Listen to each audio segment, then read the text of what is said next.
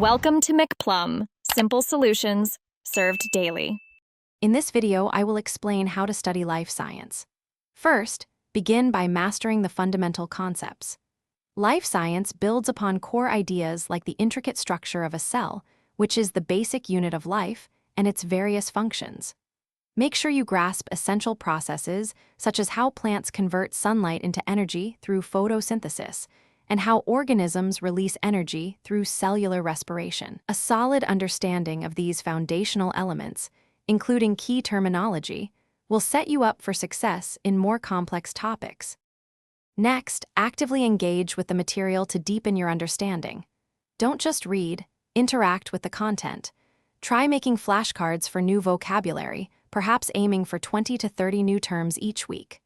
Drawing and labeling diagrams of complex systems, like the human circulatory system or a plant cell, can significantly boost retention.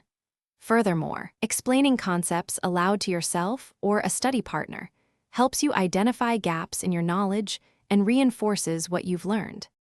The third step involves consistent practice and application of what you've learned. Regularly tackling practice questions and reviewing past exam papers is crucial. Aim for at least 30 minutes of practice 3 to 4 times a week. This helps you understand question formats and identify areas needing more attention.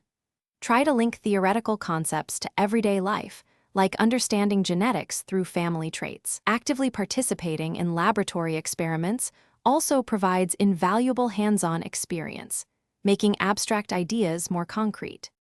Finally, consistent review and seeking support are vital for long-term retention.